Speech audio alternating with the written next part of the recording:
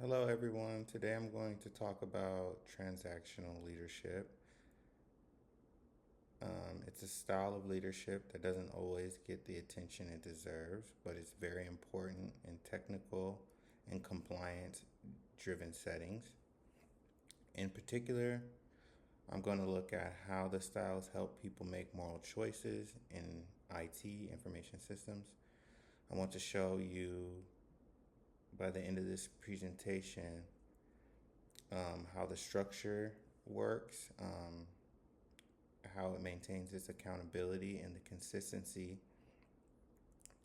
it has in helping build a strong ethical basis in places where choices affect people's overall view of trust, privacy, and safety. The core idea surrounding transactional leadership is the idea that leaders and followers should have organized conversations with each other. It comes with the idea that people do their best work when they know exactly what is expected of them and what the results will be, both good and bad.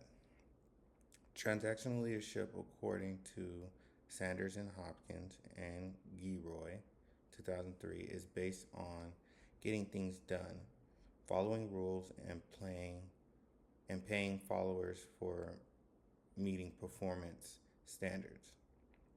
This makes it a very useful and result driven way to lead, especially in areas that need accuracy and responsibility. Why it works well. Transactional leadership is great for running companies, making sure everyone follows the rules and making sure everyone is on the same page. But it's not great for changing people on a deep emotional level. Rule following and goal setting are quick corrections of policy violations, are all things that are made sure of. This type of management by expectation means that leaders only step in when rules are broken or standards are not met. This works very well in high stakes environments. Real world applications. Everyday people who work in information security have to deal with tough moral issues like keeping personal information safe, controlling user access, and fixing system breaches, and more. When this happens, making ethical choices can't be unclear or up to the person. It has to be built into a system to deal better based leadership steps and help with everything that comes with it along the way. So before I get into these questions, I wanted to bring up a scenario. So think about a government body with a cybersecurity team.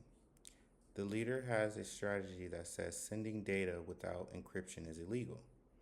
Everyone who works there has been taught this policy. Every time a file is sent, the system is set to record it and send alerts when security rules are broken.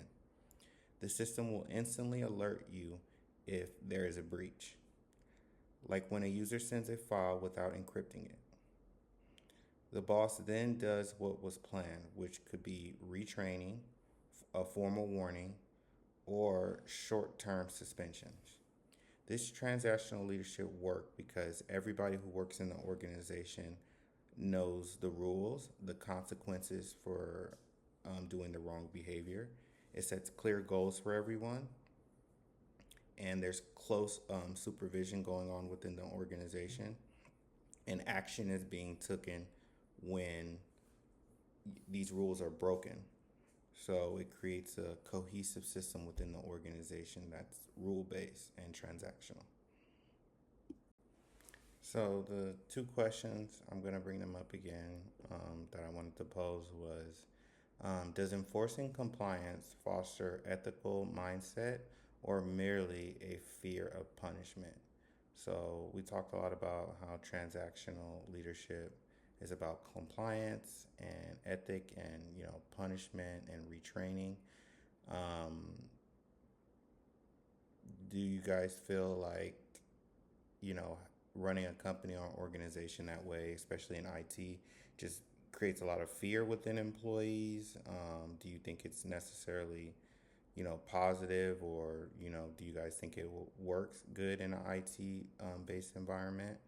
And then my second question is, in a rapidly changing IT environment, how can transactional executives adjust without compromising structure?